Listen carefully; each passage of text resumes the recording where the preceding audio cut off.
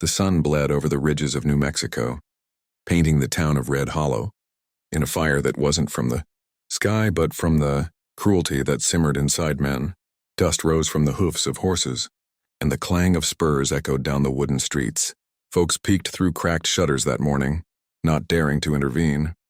At the center of town, tied to a post beside the old trading store, stood an elderly woman, her back straight, despite the rope that burned her wrists raw. Her name was Martha Carter, a woman once known for her healing hands and quiet hymns, but today those same hands trembled as Sheriff Denton's men mocked her. Circling like wolves around a lamb, they accused her of stealing flour from the general store, a sack barely enough to feed one man.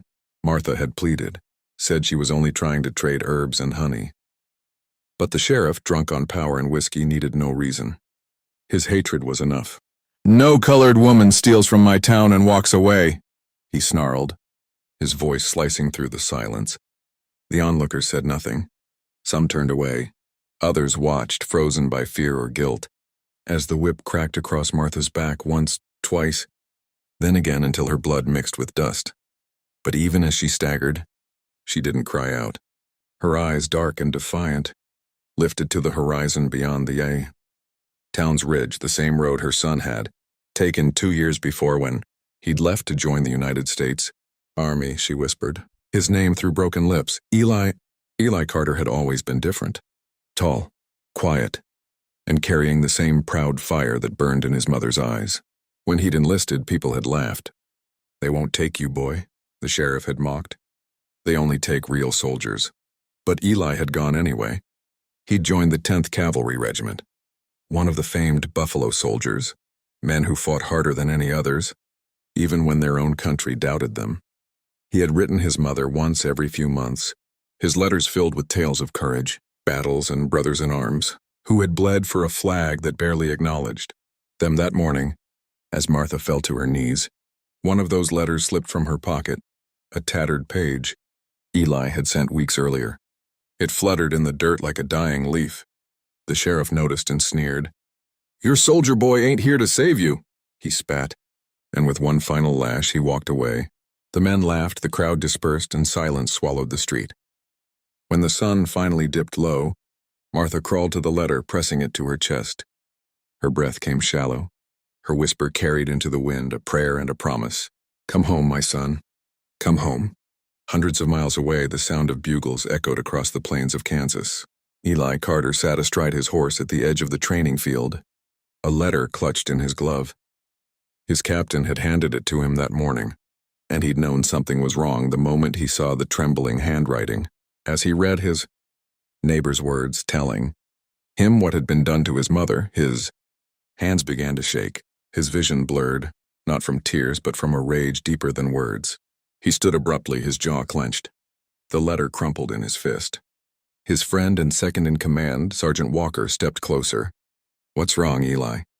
"They beat my mother," Eli said, voice raw. "They tied her in the street."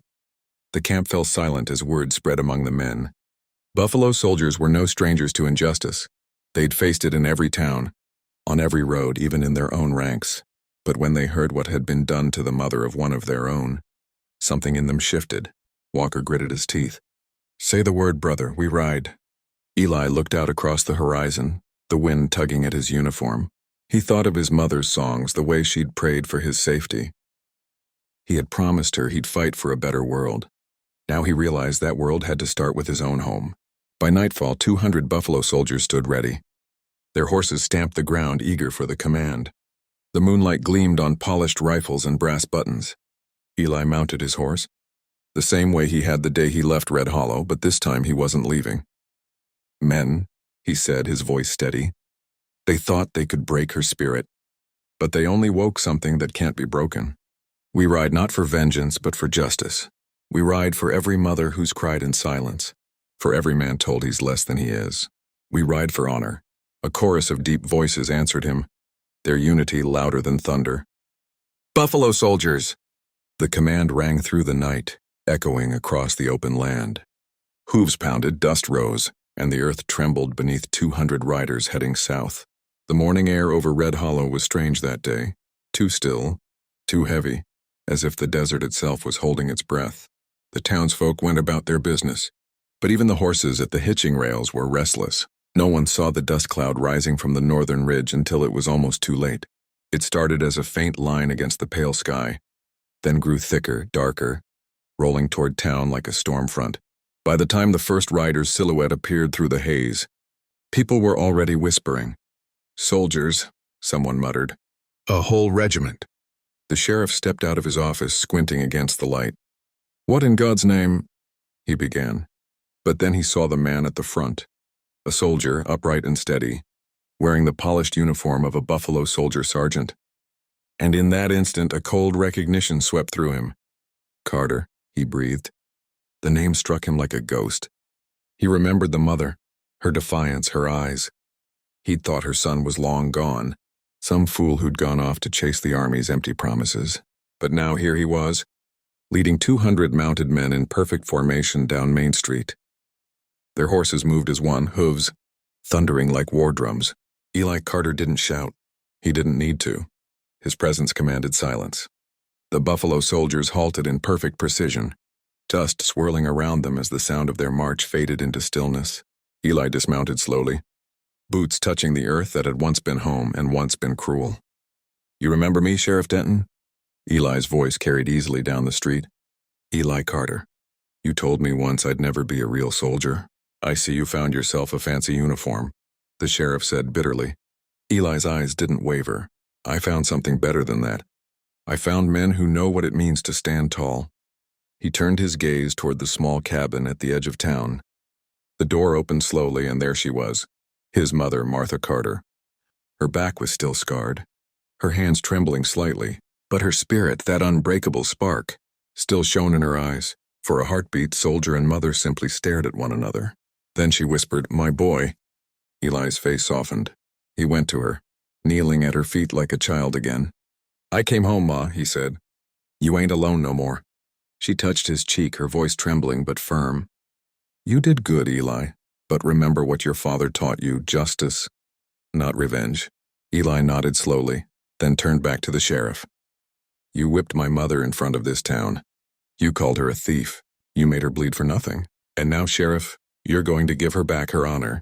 The sheriff's hand hovered near his gun, but one look at the regiment behind Eli froze him cold. Eli stepped closer, his shadow falling across the man's boots. "I won't kill you, but you'll never forget her strength or her name." He turned to the crowd. "This woman stood when no one else would. You all watched her bleed. Now you'll watch her rise." Eli drew a folded paper from his coat, a document sealed with the Army's insignia. "Under the authority of the 10th Cavalry Regiment, this town will answer for its cruelty. From this day on, any act of violence or hate will be punished by law." Then he nodded to his men. "Take down that post." The wooden beam cracked and fell to the ground. The people flinched at the sound, but Martha Carter lifted her head higher, her eyes bright with pride. Eli looked at his mother, at his men, at the town that had once broken him. "The world may not see us as heroes," he said, "but today they'll remember who we are." As the sun dipped below the horizon, the Buffalo soldiers rode out slowly, their silhouettes framed in gold. Behind them, the people of Red Hollow stood silent, watching a mother's dignity restored and a son's courage become legend. And as the wind carried the echo of their march through the canyon, a voice spoke softly to the viewers watching this story unfold. If stories like this touch your heart, if you believe courage can rise from pain and strength can come from love, then join us. Subscribe to the channel so these powerful tales of honor, resilience, and redemption keep living. Every story deserves to be told. Every voice deserves to be heard. And together we'll make sure they are.